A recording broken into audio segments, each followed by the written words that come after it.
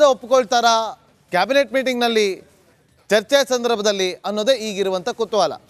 ಮತ್ತಷ್ಟು ಮಾಹಿತಿಯನ್ನು ಕೊಡೋದಕ್ಕೆ ನಮ್ಮ ಪೊಲಿಟಿಕಲ್ ಬ್ಯೂರೋ ಹೆಡ್ ಆಗಿರುವಂಥ ವಿಜಯ್ ಈಗ ನೇರ ಸಂಪರ್ಕದಲ್ಲಿ ಜಾಯ್ನ್ ಆಗಿದ್ದಾರೆ. ವಿಜಯ್, ಗುರುವಾರ ಚರ್ಚೆ ಆಗುತ್ತೆ, ಕೇವಲ ಚರ್ಚೆಗಷ್ಟೇ ಸೀಮಿತ ಆಗ್ತಾ ಇದೆಯಾ ಅಂತ?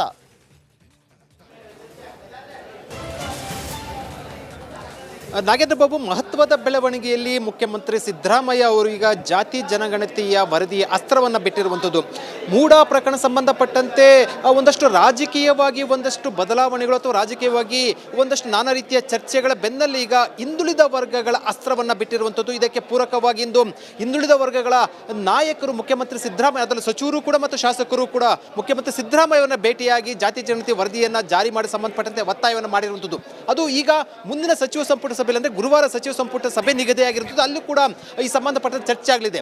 ಜಾತಿ ಜನಗಣತಿ ವರದಿಗೆ ಸ್ವಪಕ್ಷದಲ್ಲೂ ಕೂಡ ಅಪಸ್ವರ ಇರುವಂಥದ್ದು. ಒಕ್ಕಲಿಗ ಮತ್ತು ಲಿಂಗಾಯತ ನಾಯಕರು ಇಬ್ಬರೂ ಕೂಡ ನಾಯಕರು ಪಕ್ಷಾತೀತವಾಗಿ ಅದಕ್ಕೆ ಸಂಬಂಧಪಟ್ಟಂತೆ ವಿರೋಧವನ್ನು ವ್ಯಕ್ತಪಡಿಸ್ತಾ ಇರುವಂಥದ್ದು. ಇದರ ಬೆನ್ನಲ್ಲೇ ಇಷ್ಟು ದಿನ ಇಲ್ಲದಂತಹ ಜಾತಿ ಜನಗಣತಿ ವರದಿ ಈಗ ಪ್ರಸ್ತಾಪ ಆಗ್ತಾ ಇರೋದು ಹಿಂದೆ ಒಂದಷ್ಟು ರಾಜಕೀಯ ಬೆಳವಣಿಗೆಗಳ ಜೊತೆಗೆ ಹಿಂದುಳಿದ ವರ್ಗಗಳ ಬಲವನ್ನು ತೆಗೆದುಕೊಳ್ಳುವ ನಿಟ್ಟಿನಲ್ಲಿ ಮುಖ್ಯಮಂತ್ರಿ ಸಿದ್ದರಾಮಯ್ಯ ಅವರು ಒಂದು ಚಾಣಾಕ್ಷ ನಡೆಯನ್ನು ಅನುಸರಿಸಿರುವಂಥದ್ದು. ಮುಂದೆ ಒಂದಷ್ಟು ರಾಜಕೀಯ ಸಂದೇಶವನ್ನು ಕೊಡ್ತಾ ಇರುವಂಥದ್ದು. ಸಾಕಷ್ಟು ಕುತೂಹಲದ ಜೊತೆಗೆ ನಾಗೇಂದ್ರ ಬಾಬು ರಾಜಕೀಯವಾಗಿ ಕೂಡ ಒಂದಷ್ಟು ಮಹತ್ವವನ್ನು ಪಡ್ಕೊಂಡಿರುವಂಥದ್ದು. ಓಕೆ, ಥ್ಯಾಂಕ್ ಯು ವಿಜಯ್, ನೀವೆಲ್ಲ ಮಾಹಿತಿಗಾಗಿ.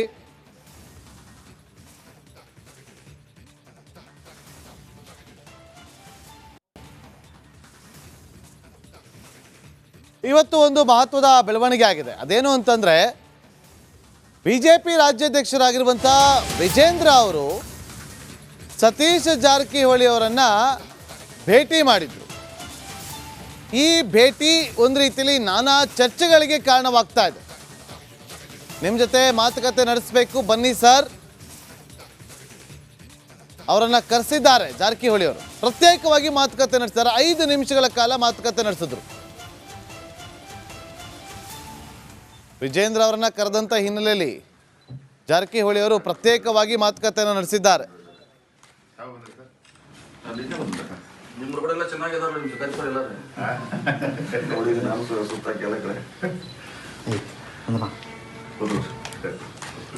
ನಮ್ಮ ತಾಲೂಕೆಲ್ಲ ಮುಖಂಡರು, ಹೋರಾಟಗಾರರು ಇದ್ದಾರೆ, ನಮ್ಮ ಪಕ್ಷದ ಮುಖಂಡರು ಇದ್ದಾರೆ. ಯಾವ ಬಂದ್ರೆ ಸರ್? ಅಲ್ಲಿಂದ ಬಂದ ನಿಮ್ಮ ಕಡೆ ಎಲ್ಲ ಚೆನ್ನಾಗಿದೆ.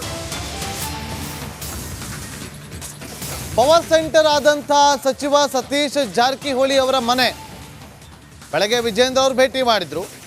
ಈಗ ಮಾಜಿ ಸಂಸದ ಸುರೇಶ್ ಅವರು ಕೂಡ ಭೇಟಿ ಮಾಡಿದ್ದಾರೆ. ರಾಜಕೀಯ ಬೆಳವಣಿಗೆ ಗರಿಗೆದರಿದೆ. ಮುಂದಿನ ರಾಜಕೀಯ ತಂತ್ರಗಾರಿಕೆಯನ್ನು ಮಾಡ್ತಿದ್ದಾರಾ? ಈ ಹಿನ್ನೆಲೆ ಅಲರ್ಟ್ ಆಗಿರುವಂಥ DCM DK ಶಿವಕುಮಾರ್ ಹಾಗೂ ಮಾಜಿ ಸಂಸದ DK ಸುರೇಶ್ ಅವರು.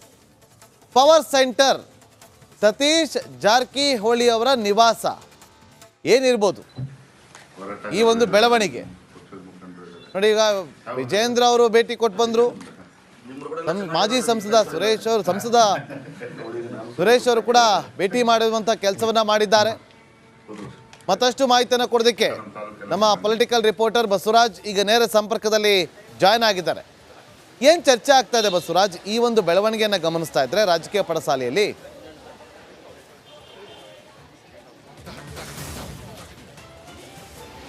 ಖಂಡಿತ ನಾಗೇಂದ್ರ ಬಾಬು, ಸದ್ಯ ರಾಜಕೀಯದಲ್ಲಿ ಒಂದಷ್ಟು ಬದಲಾವಣೆ ಮತ್ತು ಒಂದಷ್ಟು ಚರ್ಚೆ, ಒಂದಷ್ಟು ಮೀಟಿಂಗ್ಗಳು, ಒಂದಷ್ಟು ಕುತೂಹಲಕಾರಿ ಆದಂಥ ಅಂಶಗಳು ಬೆಳಕಿಗೆ ಬರ್ತಾ ಇರ್ತಕ್ಕಂಥದ್ದು.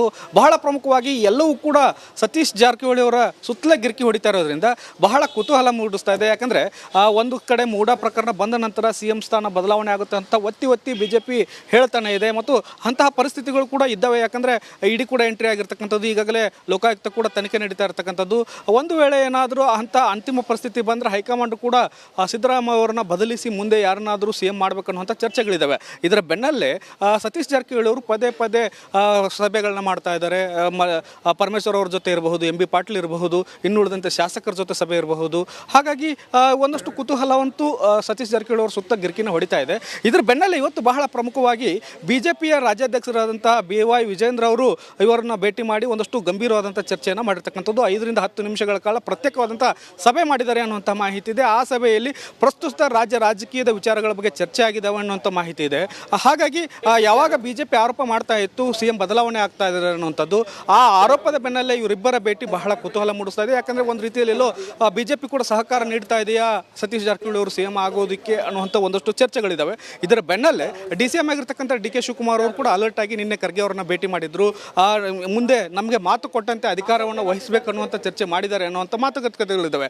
ಇದರ ಬೆನ್ನಲ್ಲೇ ಈಗ ಖರ್ಗೆ ಇವಾಗ DK ಸುರೇಶ್ ಅವರು ಸತೀಶ್ ಜಾರಕಿಹೊಳಿ ಅವರನ್ನ ಭೇಟಿ ಮಾಡಿ ಒಂದಷ್ಟು ಮಾತುಕತೆನ ಈಗಷ್ಟೇ ಆರಂಭಿಸಿದ್ದಾರೆ. ಯಾಕಂದರೆ ಅಣ್ಣನ ಪರವಾಗಿ ಒಂದಷ್ಟು ಮಾತುಕತೆಯನ್ನು ಆಡಬಹುದು ಅನ್ನುವಂಥದ್ದು ಇಲ್ಲಿಯ ಪ್ರಮುಖವಾದಂಥ ಉಲ್ಲೇಖ ಮಾಡಬೇಕಾದಂಥ ವಿಚಾರಗಳು. ಯಾಕಂದರೆ DK ಶಿವಕುಮಾರ್ ಅವರಿಗೆ ಸತೀಶ್ ಜಾರಕಿಹೊಳಿ ಅವರಿಗೆ ಸಂಬಂಧ ಅಷ್ಟಕ್ಕಷ್ಟೇ ಇರೋದ್ರಿಂದ ಸಹೋದರರಾದಂಥ DK ಸುರೇಶ್ ಅವರು ಇದರ ಮಧ್ಯಸ್ಥಿಕೆ ವಹಿಸಿಕೊಂಡು ಆ ಮಾತು ಕೊಟ್ಟಂಥ ಹೈಕಮಾಂಡ್ ಏನಿದೆ ಅದು ಅಣ್ಣನಿಗೆ ಒಂದು CM ಸ್ಥಾನವನ್ನು ಕೊಡಬೇಕು, ಅದಕ್ಕೆ ನೀವು ಸಹಕಾರ ಕೊಡಬೇಕು ಅನ್ನುವಂಥ ಒಂದಷ್ಟು ಚರ್ಚೆ ಏನಾದರೂ ಮಾಡ್ತಾ ಇದ್ದಾರಾ ಅನ್ನುವಂಥದ್ದು ಬಹಳ ಪ್ರಮುಖವಾಗಿರ್ತಕ್ಕಂಥದ್ದು. ಒಟ್ಟಾರೆಯಾಗಿ ರಾಜ್ಯ ರಾಜಕೀಯದ ಪವರ್ ಸೆಂಟರ್ ಆಗಿ ಈಗ ಸತೀಶ್ ಜಾರಕಿಹೊಳಿ ಅವರ ಗುರುತಿಸ್ಕೊಳ್ತಾ ಇರ್ತಕ್ಕಂಥದ್ದು ಮತ್ತು ರಾಜ್ಯ ರಾಜಕೀಯ ಕೂಡ ಅವರ ಸುತ್ತಲೂ ಕೂಡ ಗಿರ್ಕಿ ಹೊಡಿತಾ ಇರ್ತಕ್ಕಂಥದ್ದು. Nagendra Babu. Okay, thank you Basavaraj ನಿಮ್ಮೆಲ್ಲ ಮಾಹಿತಿಗಾಗಿ. ನಮ್ಮ ಶಿಕಾರಿಪುರ ಸ್ಟೇಟ್ ಹೈವೇನು ಇದೆ, ರಾಜ್ಯ ಹೆದ್ದಾರಿ.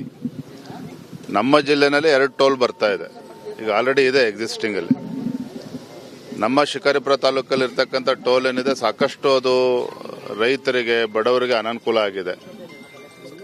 ಒಂದೇ ಜಿಲ್ಲೆನಲ್ಲಿ 2 ಟೋಲ್ ಬಂದಿರತಕ್ಕಂಥದ್ದು ಮತ್ತು 3 ಜಿಲ್ಲೆ ಜನ ಅದನ್ನ ಉಪಯೋಗಿಸ್ಕೊಳ್ತಕ್ಕಂಥ ಹೈವೇ ಇದು. ಹಾಗಾಗಿ ಆ ಟೋಲ್ ಅನ್ನ ಶಿಫ್ಟ್ ಮಾಡಬೇಕು ಅಲ್ಲಿರ್ತಕ್ಕಂಥ, ಯಾಕಂದ್ರೆ ಮಕ್ಕಳು ಶಾಲೆಗಳಿಗೆ ಹೋಗ್ತಾರೆ, ಆಸ್ಪತ್ರೆಗೆ ಓಡಾಡ್ತಾರೆ, ತಾಲೂಕು ಕಚೇರಿಗೆ ಬರ್ತಾ ಇರ್ತಾರೆ. ಸೊ ಬಡವರಿಗೆ ಒಟ್ಟಾರೆಯಾಗಿ ತೊಂದರೆ ಆಗ್ತಾ ಇದೆ. ಸೊ ಟೋಲನ್ನ ಶಿಫ್ಟ್ ಮಾಡಬೇಕು ಅಂತೇಳಿ 3-4 ಬಾರಿ ಹೋರಾಟವು ಕೂಡ ಶಿಕಾರಿಪುರ ತಾಲೂಕಲ್ಲಿ ಆಗಿದೆ. ಹಾಗಾಗಿ ಎಲ್ಲ ನಮ್ಮ ಪಕ್ಷದ ಮುಖಂಡರು, ಹೋರಾಟಗಾರರು ಎಲ್ಲರೂ ಕೂಡ ಬಂದಿದ್ದಾರೆ. ಬಳ್ಳಾರಿ ಜೈಲಿನಲ್ಲಿರುವಂತಹ ದರ್ಶನ್ ಅವರನ್ನ ಭೇಟಿ ಮಾಡೋದಕ್ಕೆ ಅಂತೇಳಿ ಇವತ್ತು ಪತ್ನಿ ವಿಜಯಲಕ್ಷ್ಮಿ ಹಾಗೂ ಫ್ಯಾಮಿಲಿ ಫ್ರೆಂಡ್ಸ್ ಬಂದಿದ್ರು. ಆ ಸಂದರ್ಭದಲ್ಲಿ ವಿಜಯಲಕ್ಷ್ಮಿ ಅವರು ಅವರಿಗೆ ಬೆನ್ನು ನೋವಿಗೆ ಟ್ರೀಟ್ಮೆಂಟನ್ನು ತೆಗೆದುಕೊಳ್ಳಿ, ಹಬ್ಬ ಮುಗಿಯೋದ್ರೊಳಗಡೆ ಜಾಮೀನು ಸಿಗುತ್ತೆ ಅಂತೇಳಿ. ಸೊ ಬೆನ್ನು ನೋವಿನಿಂದ ಒಂದು ಕಡೆ ಬಳಲ್ತಾ ಇರುವಂಥ ದರ್ಶನ್, ಬಳಲಿ ಬೆಂಡಾಗಿ ಹೋಗಿರುವಂಥ ದರ್ಶನ್ಗೆ ಪತ್ನಿ ವಿಜಯಲಕ್ಷ್ಮಿ ಅವರು ಧೈರ್ಯವನ್ನು ತುಂಬಿದ್ದಾರೆ.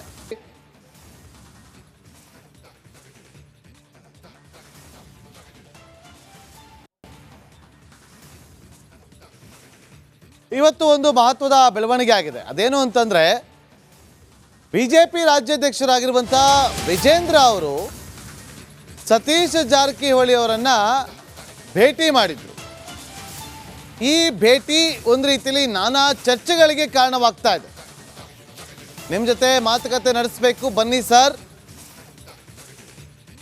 ಅವರನ್ನು ಕರೆಸಿದ್ದಾರೆ ಜಾರಕಿಹೊಳಿ ಅವರು. ಪ್ರತ್ಯೇಕವಾಗಿ ಮಾತುಕತೆ ನಡೆಸ್ತಾರೆ. 5 ನಿಮಿಷಗಳ ಕಾಲ ಮಾತುಕತೆ ನಡೆಸಿದ್ರು.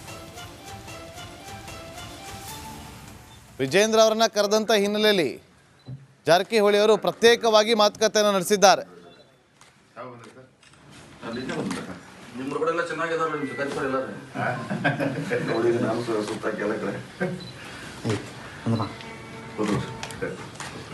ನಮ್ಮ ತಾಲೂಕೆಲ್ಲ ಮುಖಂಡರು, ಹೋರಾಟಗಾರರು ಇದ್ದಾರೆ, ನಮ್ಮ ಪಕ್ಷದ ಮುಖಂಡರು ಇದ್ದಾರೆ. ಯಾವ ಬಂದ್ರೆ ಸರ್ ಅಲ್ಲಿಗೆ ಬಂದ್ರೆ ನಿಮ್ಮ ಕಡೆ ಎಲ್ಲ ಚೆನ್ನಾಗಿದೆ. ಪವರ್ ಸೆಂಟರ್ ಆದಂಥ ಸಚಿವ ಸತೀಶ್ ಜಾರಕಿಹೊಳಿ ಅವರ ಮನೆ ಬೆಳಗ್ಗೆ ವಿಜೇಂದ್ರ ಅವರು ಭೇಟಿ ಮಾಡಿದ್ರು. ಈಗ ಮಾಜಿ ಸಂಸದ ಸುರೇಶ್ ಅವರು ಕೂಡ ಭೇಟಿ ಮಾಡಿದ್ದಾರೆ. ರಾಜಕೀಯ ಬೆಳವಣಿಗೆ ಗರಿಗೆದರಿದೆ. ಮುಂದಿನ ರಾಜಕೀಯ ತಂತ್ರಗಾರಿಕೆಯನ್ನು ಮಾಡ್ತಿದ್ದಾರಾ? ಈ ಹಿನ್ನೆಲೆ ಅಲರ್ಟ್ ಆಗಿರುವಂಥ DCM DK